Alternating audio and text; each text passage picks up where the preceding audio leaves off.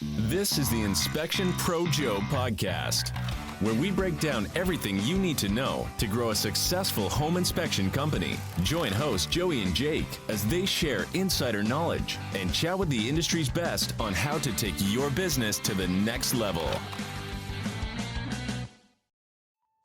This program is brought to you by Pair Payments.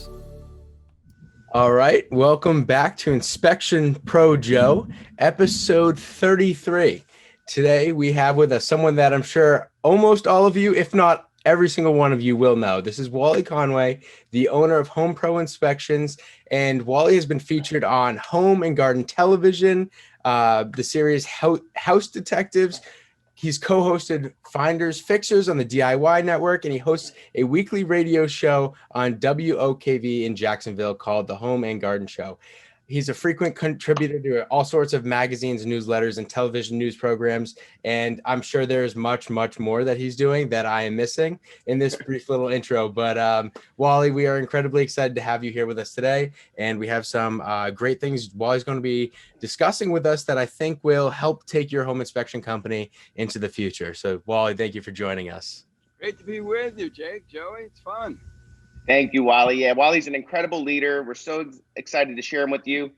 He's an influencer in our industry, and people look to him for advice all the time. And so we're just so excited to share him with you. So thanks for being here, Wally. Really appreciate it. Thank you.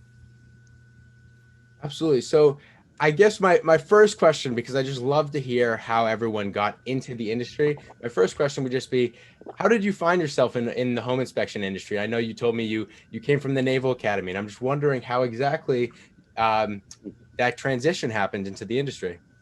Well, I was a Navy pilot, and Navy pilots, when you're not deployed in aircraft carriers, you have a lot of time. And I got interested and involved in real estate. I wanted to live in a house, and they were real expensive back in the 80s. You know, it was 40, 50 grand or more for a nice one. And I thought, man, I can't figure out why this is so expensive. So I started hanging out at construction sites, and it came to me that the people building the houses did not appear significantly more clever than I. So I thought, I think I'll do this. I'll become a home builder, part-time, just doing it so I could move in.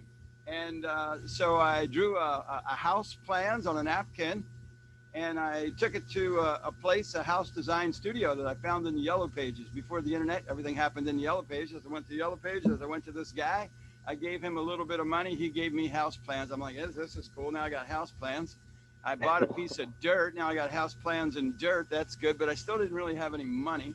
So I went to a savings and loan, I showed them the survey of my dirt, I showed them my house plans, and I said, hey, I'd like to have some money.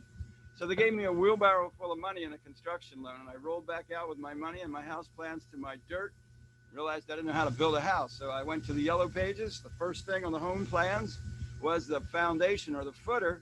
So I looked up footer in the Yellow Pages. I called a guy, he came out, he dug me a footer. I gave him money out of my wheelbarrow. The next thing was block. It had a block stem wall, did the same thing. Yellow Pages, called a guy, he came out, I gave him money out of my wheelbarrow. 35 pages later in the home plans, I had a completed home for about 20% less money than it would have cost me to purchase, and I still had money in my wheelbarrow. So I thought, I think I'll do this again. So I did that a few times. I held some mortgages, got playing in real estate, and by the time it was time for me to retire in '94, I realized I had never been on a job interview. I never had a real job, and it was intimidating. So I thought, man, I better start a business. And by that time, I decided it would be in real estate. I wasn't sure whether I'd be an agent or a mortgage broker or a builder or a flipper or whatever it was. And home inspection was real new. So in 1994, I became home inspector number 9 or number 10. Wow. Already there. Number 10 in the Jacksonville phone book. And the saga continued from there. That is awesome. What a story. It looked like fun. Turned out I was right. Yeah. And now here we are. That's awesome. And so what was like the transition? When did you realize that you wanted to grow the business outside yourself? When I first started, meaning, day one, I had no idea. All I wanted to do was replace a little bit of income, the difference between my active duty pay and my retirement. But the first year I did individually 264 inspections. I did almost 600 the second year. And I thought, holy crap. Wow. I might be able to turn this into a business. So I sought some input, and our staff is 22 people now. So. Oh, wow. That is awesome. So you realized pretty early, like, hey, I need to do something. I don't want to be. Was it because you were just so busy and you had no time? I mean, 600 inspections, you're probably cranking. Yeah, but it seemed like the right thing to do at the time. You know, you get Yeah. to seemingly keep all the money. But Yeah. I got involved with the ASHI chapter local, and somebody said, hey, I'd like to work for you. Oh, okay, let's try that out and see how it goes. And that's how it started. It wasn't any And clever idea on my part. It was just just serendipitous. organic. Yeah. Oh, that is awesome. And so now Wally has an interesting perspective on the compensation package for his employees. He's really trying to legitimize how people are paid in the industry. So Wally, could you tell us a little bit about that? Well, the backstory is from the beginning of time, that is 94, I did what most others did, and we had independent contractors. We had a slightly different twist in that they were legitimate independent contractors. And by that, I mean every single inspector on our staff had their own LLC or S Corp. So all money Oh, flowed wow. from federal tax ID number to federal tax ID number. So we never have had 1099s. We ran a legitimate independent contracting business. So we thought of our business as a marketing and business development company, and we subbed out to other legitimate corporations. It was real. That And then is so cool. 3 or 4 years ago, it started coming to my brain that it was getting harder and harder to recruit top talent. And I believe the reason for that is we have a really stupid premise in the home inspection business. And if I were to say, Joey, I'd love to have you come work for us in Florida, you said, great. The first question you'd ask is, what's the split? Well, that's probably the dumbest question anybody could ask. And it's the Yeah. equivalent of when a home buyer calls you and says, hey, Joey, I'd like to have a home inspection. How much is it? Well, that's the dumbest question. That's the last question. Yeah. But our entire industry is predicated on this bullshit thing called the split. And the reason the split doesn't make any sense is you don't live on a split, you live on net. How many dollars do you take home to your family? And is it predictable and reliable? Yeah. So I started looking for ways to get around that, not get around that, but create a different model where when we're recruiting people to work with us, we can really tell them what life will be like. So that when Joey goes home to tell his bride, hey, I got this exciting thing, I'm going to go work with Wally Conway at HomePro. And she says, honey, I'm so happy for you. How much money are you bringing home? Joey says, somewhere between 0 and 80 grand, baby. It's a ridiculous position. And then you start looking at healthcare. The number of people in our business who get hurt every year with catastrophic injuries is mind-boggling. And they don't have health care. And that's when you see the GoFundMe pages. And I just said, enough is enough. So we flipped the script and said, you know what? We're going to remove the risk from the individual home inspector, and we're going to burden the company with that risk. And we moved everyone to a fixed salary with benefits. Health care, 401k, we do profit share, a few other odds and ends. And how did you determine, because a lot of us are paying our employees on split, how did you determine the right compensation package for each of your inspectors? Well, my general manager is a borderline genius with spreadsheets and all that sort of thing. And the whole split and incentive thing is, I'll give you this much money for the home inspection, and then if you sell a radon, you get this, and it's all this complex crap. We look back over 3 years with all these different ways that we were attempting to incent people to do more things. And it turned out that an inspector settles in where he's comfortable. So we look back 3 years, and a guy that was making 45 was making 45 no matter what we did with the incentives. And a guy that was making 60 was making 60. And there was no variance. Yeah. So the challenge in a transition, as we've done, is what do you do with the legacy inspectors? So we sat them down one by one. We just looked back and said, Joe, this is what you've done over the last 3 years. Here's all the incentives we offered, and you're a 60K guy, Joe. It's life. How would you feel if we just guaranteed that? No more of these ups and downs, no more horse crap. I'm just going to pay you $5,000 a month, Joe, because that's what you've been earning annualized ever since you've been here. Let me just guarantee it for you. So that's what we did with every individual. We sat down and came to a number. And that legacy thing is the scary part. Now let's talk about recruiting the next guy. It turns out when you make a person a compelling promise with a career path, they're happy to start at a relatively modest place, with healthcare and retirement and profit share and all these other things, and said, you may be, and we pay to train. We pay our trainees $35,000 a year annualized. Yeah. So the guy's brand spanking new, and we're going to pay them from day one. We're going to pay them reasonably well and show them an ascension path to how they earn more over time. And I love it. It's been very, very successful. Yeah. Did you have any resistance? I mean, I know when I've changed pay in the past, there's always been like, oh my gosh, resistance to change. And how did you cope with that if there was? Well, it's interesting because the resistance to change is people think you're trying to take something away from them. Mm-hmm. So here you are, you're working on a split, you're having all these little incentives and these little bogus things. And they're actually designed, Joey, when we're really honest, to protect the inspection company. It's saying, I'm happy to pay you more, but I'm also happy to pay you nothing. A guy sitting on the shelf in a traditional home inspection company earns no money, and it costs the inspection company nothing. We just flipped the risk and said, I'm going to pay you every single week, every other week. Yeah. You can bank on it. You can borrow money on it. You can kiss your wife with it.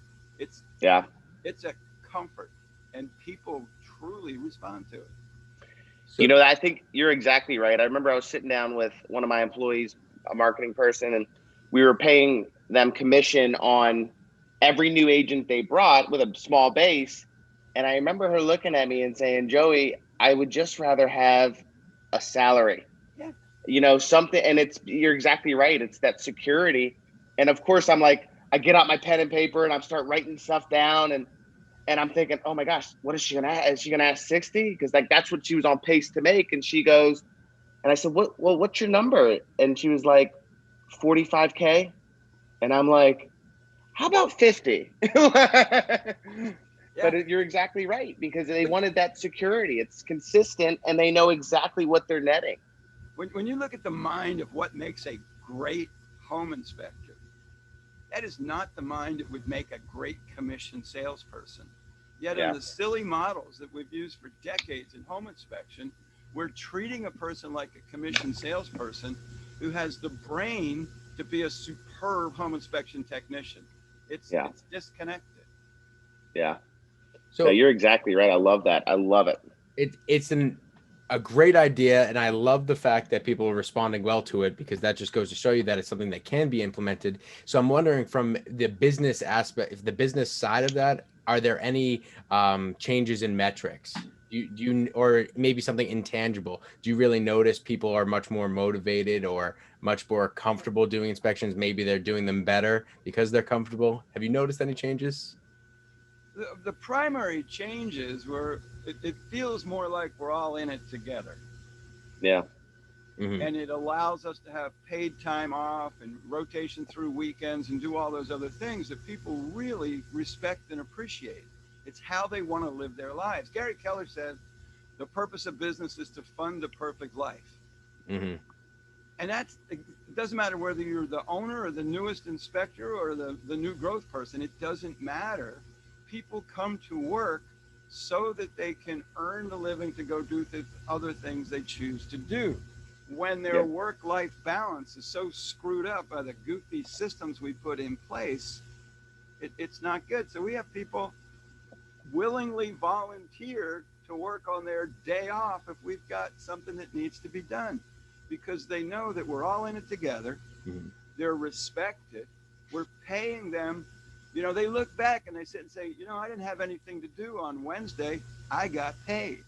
And when our customer service reps send out on Slack, hey, we've got something we need done on Sunday, somebody says, I'll take care of that. Because there's balance. It isn't a direct quid pro quo. Mm-hmm. It's just, I don't know. I like it. A lot of people like it.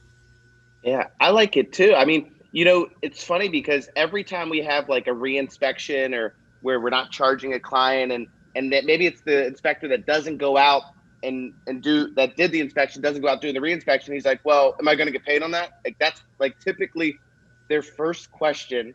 We And don't now we have have that built, problem. yeah, you bypassed that. I love that. And when you start looking, we look at capacity and efficiency. So just to make the math easy, make believe we have the capacity to do 100 inspections a week. The company has purchased those 100 inspections from the inspectors. If we're efficiency wise, if we're working along at 92% capacity, that means we've got 8 empty slots. We can do anything we want with. So Love it. if it's an agent who needs something or a customer who needs something, I can say, hey, Joey, drive by Miss Jones' house and check out her roof. She said she saw something. That doesn't cost the company a dime. And I didn't steal from the inspector and say, come on, help me out, man. You got to go do this. They're paid. They're paid to go do it. I love it. I really do. It's great for the inspector. It's great for the inspection company. It's great for the consumer. I'll give you another example.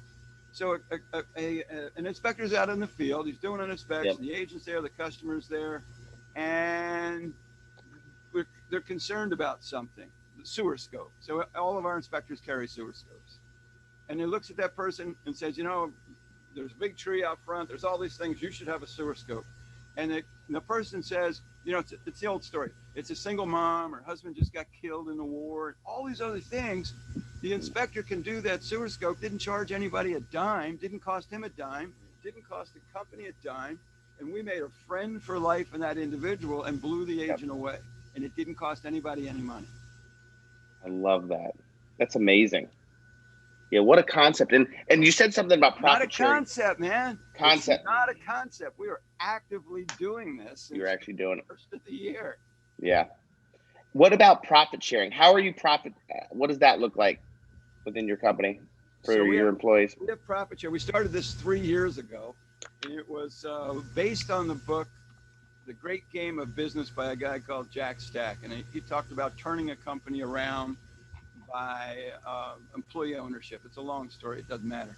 So I read it and I thought, wow, man, everybody wants to be an owner. Everybody wants to participate in profit share. So we did that.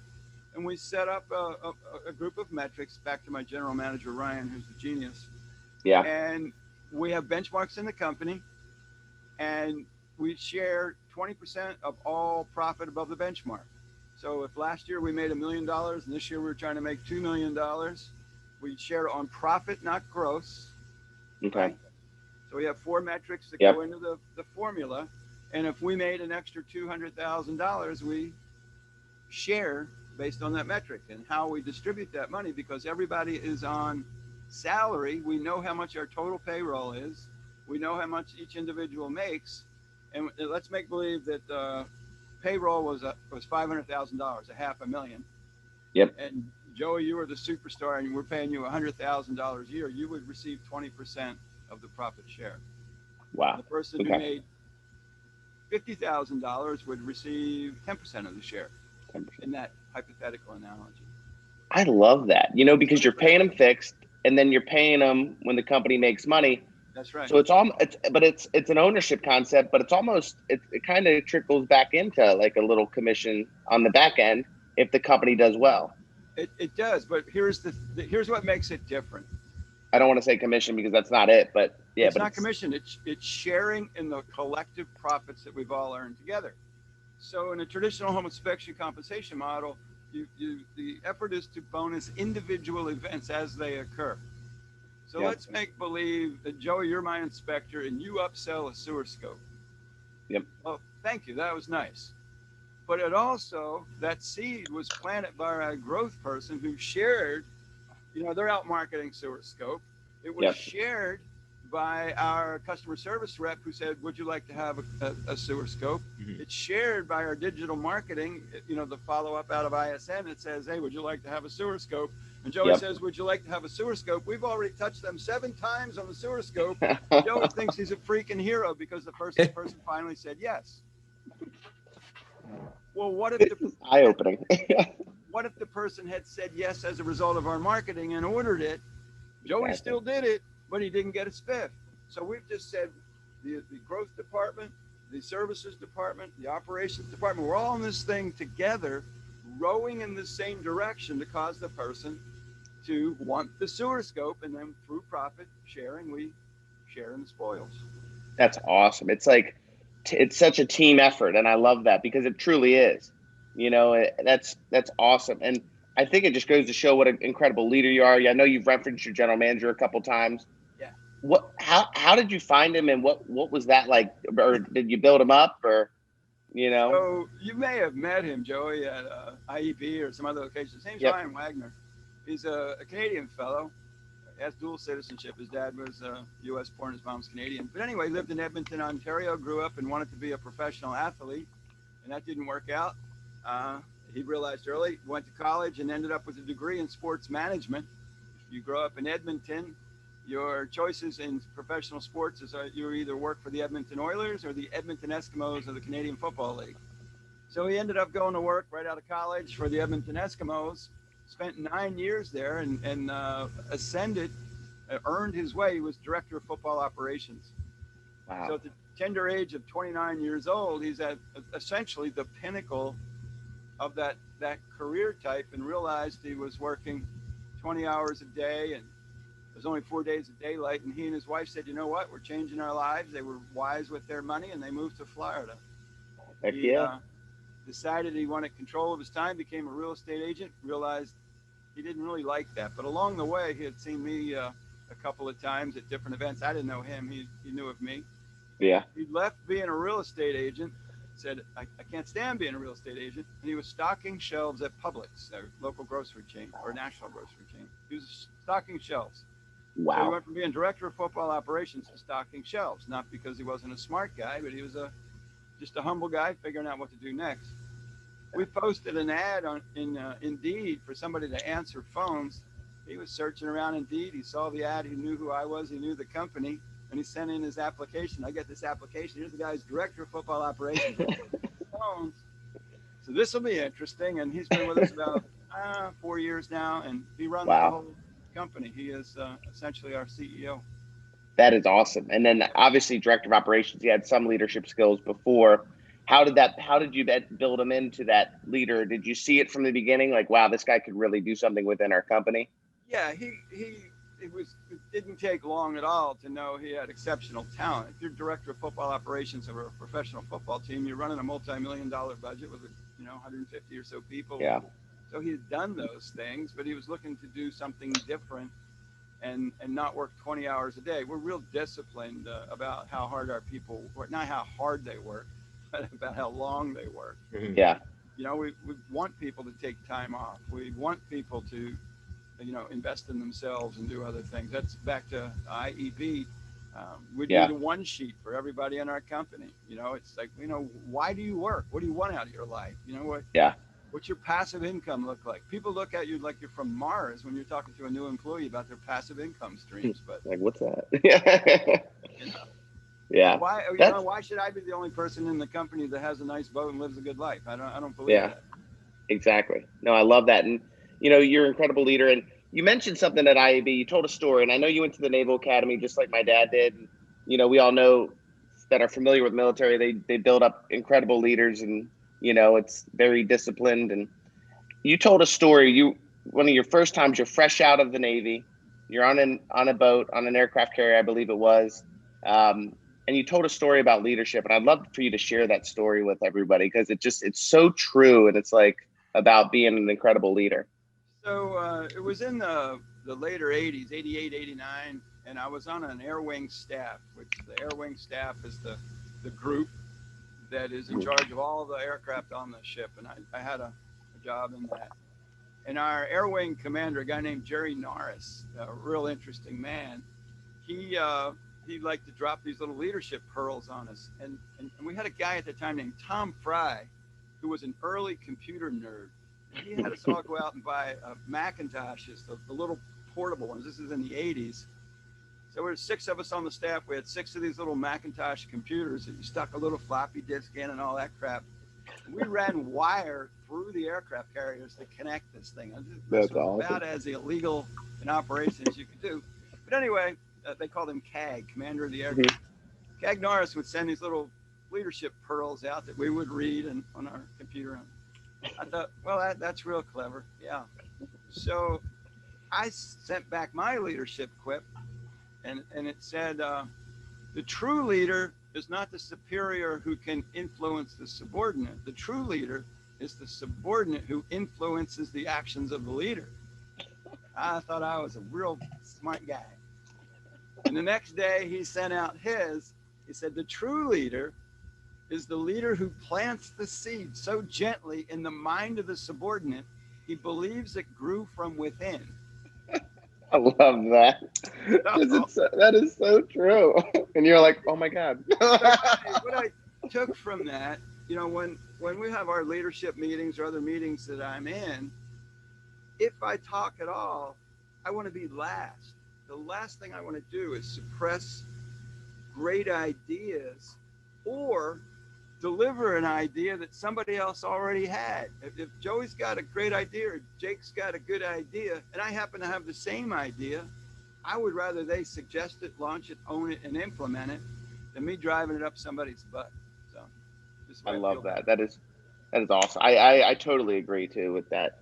Always be empower. If you empower people, they can do incredible things, well beyond what we even thought was possible. I also believe, let's make believe God looked down and evaluated ideas. Jake and Joey and I, we've got a task we need to solve. Mm-hmm. God looked down and said, Wally's idea got 100 points, Jake's idea got 95 points, and Joey's idea got 61 points. Joey had the crappiest idea. But if Joey implements his 61-point idea at 100% capacity, that's better than him implementing my 100-point idea at 40% capacity. Like, own it, execute it. Let's go. Yeah. Who gives a crap whose idea it was? And at times, how do you really know?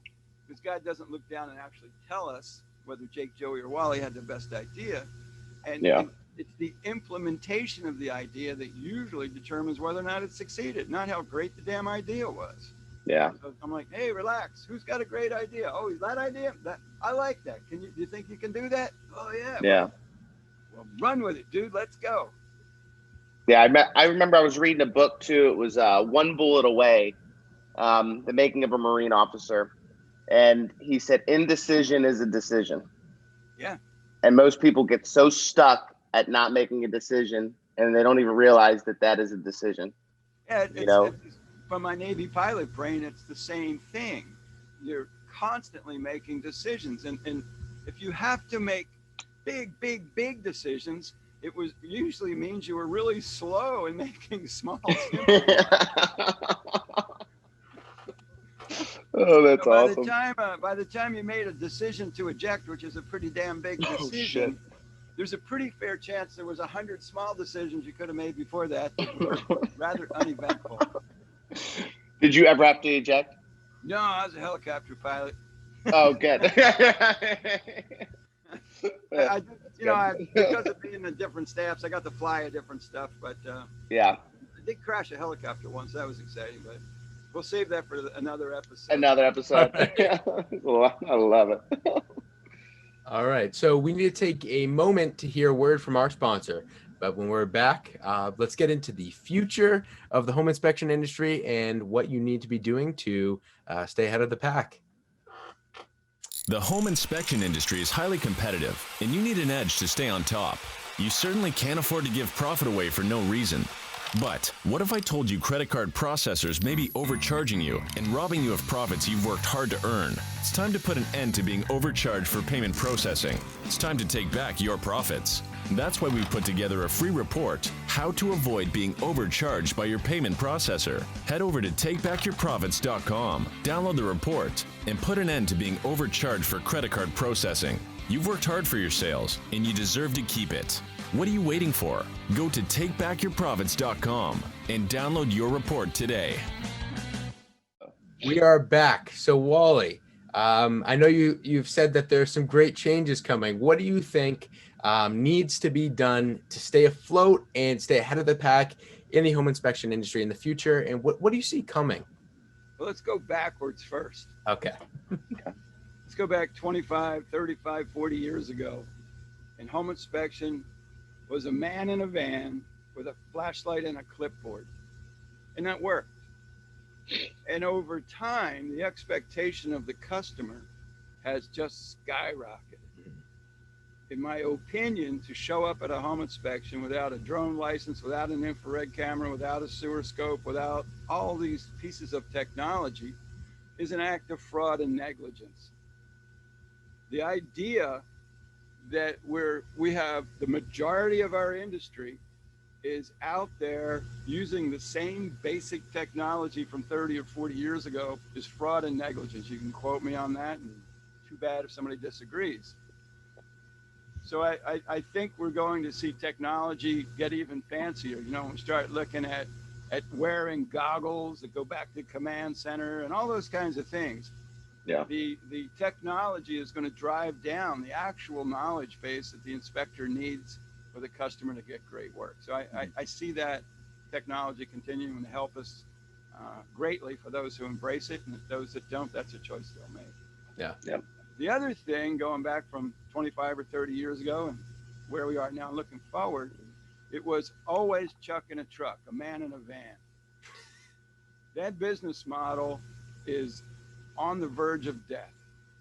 There will always be some niche boutique companies, but large home inspection companies are now getting large at a pace we've never, ever seen.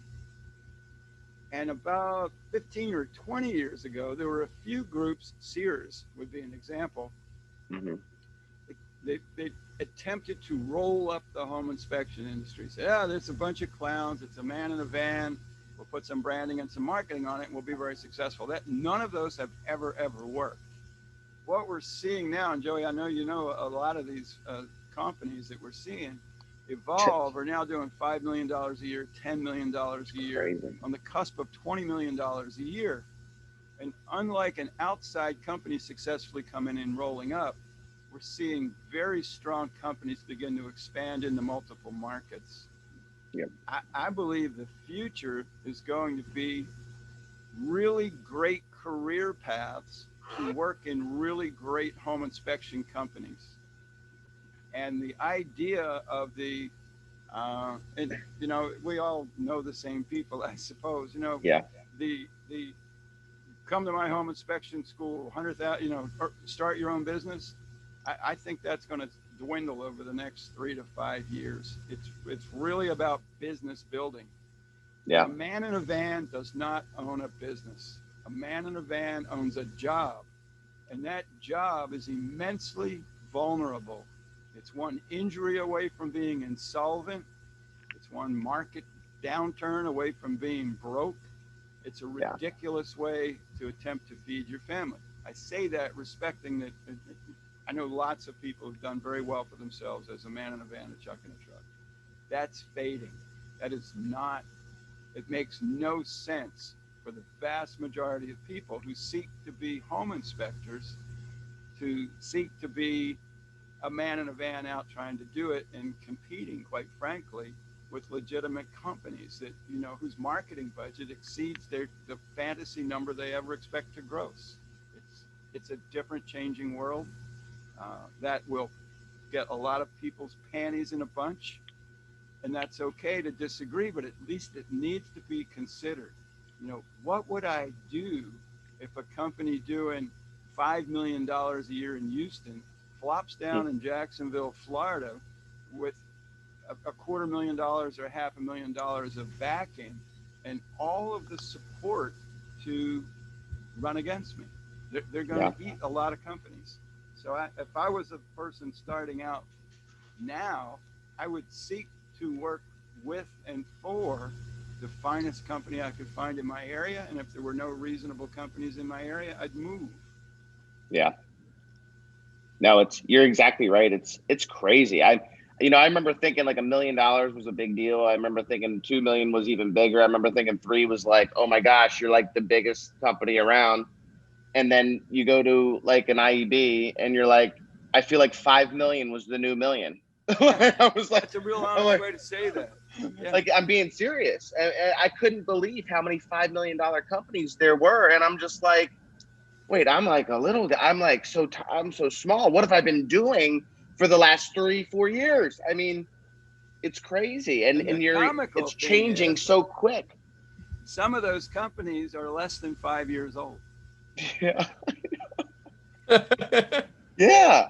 Or they made the decision, or they were less than 1 million 5 years ago, and now they've exploded. Right.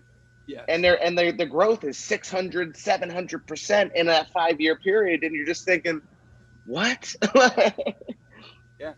It's insanity. And I think it's a testament to the incredible emphasis on business and these mentorship organizations that have come in and opened up the eyes to these incredible CEOs, founders of these companies that have embraced that growth mentality and that personal growth, and said, I'm not just a blue collar worker. I'm a business guy. I'm a business owner. And if being a business owner isn't the right fit, because it isn't right for everybody. Yeah. It's very honorable to work with another company. It's very honorable. Yeah. And it's abundance versus scarcity. Yep. And I'll share something that I know Jake and Joe, you both know, because that's how I ended up here. But the Lunsfords they're in my same market. Yeah. We have an IEB meeting on my boat about once a month of the top 4 companies in the area, and we just talk about business, and we talk about what we're doing on vacation, and we collaborate and just talk about how to be better and stronger. And it's a funny thing about how most people's brains work. There's people that, Joey, let's make you and me in the same market. Yep. And let's say the market does, I'll try to put some numbers on it. Say the market has 20,000 home sales a year, just so I can do easy math. Yeah. And you're doing 1,000 inspections and I'm doing 1,000 inspections. Most people think if I get 10 more, I took your 10. Well, that's not how it is. It's not how it is. So there's all this business out there. And when you collaborate with great people, Lunsford's a wonderful example, all of a sudden you're both doing more business. So if Joey, you're doing $1 million this year and you'd like to do 2, and I'm doing $1 million and I'd like to do 2, and next year you do 2 and I do 4, who cares? Yeah. Or even if it's flip-flop, it doesn't matter. Yeah. There's, I don't know. It's just not a zero-sum game. It's not a zero-sum game. No. You can improve the industry for everyone. Yeah. Well, I think you improve it, and then the quality goes up. The quality of work goes up. Quality of the lives of the people in it go up. Yep. Yeah. I don't know. No, I love that. I love it. That's great. And you know what? I think together, when you collaborate, even with people within your own market, like you said, you make your market stronger. You make your company stronger, and then the one-man shops will just can't even compete at that point. Some will, most won't. Most aren't competing anyway. I mean, honest truth. I've been at this a long time, and a member of just about every goofy organization there's ever been, from ASHI to InterNACHI to this thing to that thing to the other thing. The vast majority, there's 25,000 home inspectors in the country. The vast majority are broke, living miserable lives. Yeah. That's real honest. Yeah. Real honest. And that's so true. You know, most people who get into this, who have been in it even just a little bit of time, are in denial of what the world looks like. I've talked to people in like Podunk, Arkansas, who are committed that they're going to build $1 million business. I said, in your town, to build $1 million business, you'd have to inspect every home 4 times a year. It can't happen. You know, no one looks at these things, and no one is honest with people and says, here's the capacity of the market in which you live. They don't. They just want to tell me how hard they're going to work and what cool tools they have or whatever's on their mind. You can't. Likewise, if you're in Miami or Houston or LA, you know, there's room in those markets for $20 million companies, or companies doing 20 million, but also 20 companies doing $1 million. Yeah. That we don't teach people or share with people how to really evaluate the business potential of their market. And that's not even discussed when they get licensed. No. Nowhere do you have to actually go out and find these mentorship organizations that are willing to take that you're Yeah, willing to mentor. yeah, I Most spend a lot people of look at it money as an doing that expense. stuff. I've been a part of just about everything that's ever been invented to attempt to say, can I get an edge here? Whether it was with Yeah. MicroPro or iGo or IEB, we spent a lot of money with IEB now. Every single member of my leadership team goes with me to IEB events. I spent a lot of money to get them to be the best they can be. We send every single one of our inspectors who aspires, as well as our other, anybody in our company says, hey, I'd like to ascend to a management or leadership role. Great, we send them to rapid growth training. I love it. And what happens through, and RGT is, well, you guys can talk about that later if you want. I have 2 people going. We're going the 10th and 11th, June 10th and 11th this week. I put 2 in every one. Really? I love it. But here's the deal. And I'm doing it. $100. If I send a person to rapid growth training, 2 days of rapid growth training, and they come back so excited, they understand better the vision of the company, where our minds are, how our process works. They're all excited. That was a couple $100 well spent. I send a person to RGT and they come back and said, what is this woo-woo bullshit? That was money well spent. I now know that person, they could be a great contributor to the company. They're never going to be a manager or a leader. That's okay. Yeah. That's all right. We need all 3. I need leaders. Yeah. I need managers. I need contributors. I don't judge. Oh, Joey, you're just a contributor here. Man, I love being a contributor. That's good. But if I take Joey, the contributor, and put him in a management or leadership position, he ends up frustrated. I end up disappointed, and it doesn't work. Doesn't work. Not to mention management leadership position, their lack is a scary word. Their different mindset gets on those other people, and it didn't serve anyone well. So for me, RGT is a fantastic and inexpensive screen tool. I love it. And I love it. And for anyone wondering what that is exactly, we actually go into that a little bit more in our episode with Dirk, if you want to go back a couple episodes. But right, Joey, what was that? No, I think I wanted to give a shout out. IEB is a great organization, and Rapid Growth Training is part of IEB. And for those of you that are looking to grow, I would strongly suggest looking at IEB. Not that they sponsor us or there's any, but that's where we've noticed when me and Jake went down there, the incredible companies within IEB. And so if you're looking for some direction, you don't know where to turn, you can always reach out to us, reach out to Wally, and you could reach out to IEB, his a training and mentorship program that we're all a part of. So you could end up with your own podcast. You could end up with your own podcast. We both got podcasts. I love it. Commercial real estate today. Yeah. Yep. Oh, yep. So So Wally also has a book. It is an Amazon bestseller. According to Wally's website, it's Home Inspection Secrets, and he wrote it in 3 days. Wally, is this true? It's very true. So I love it. I got this idea to write a book. And the book, I've had a lot of inspectors read the book over time. They're like, rah, rah, rah. I'm like, man, don't be so dumb. This is the greatest home inspection brochure ever written. Relax. Yeah. Understand its purpose. It says right on the book. It's for, I should have a copy somewhere. I love it. For real estate agents and for home buyers and the real estate agents who love them. Didn't say it was for home inspectors. Yeah. I love it. So it only took 3 days, and they send me money. It's kind of funny. Amazon's been sending me money for 15 years. Wow. Love that. It's not a lot of money, but it's funny. I love it. Well, this has been truly fascinating having you on, Wally. I really appreciate your time today, and I'm sure our listeners are going to love this episode. This is definitely one that I'm definitely going to go back and listen to. So many golden nuggets in here.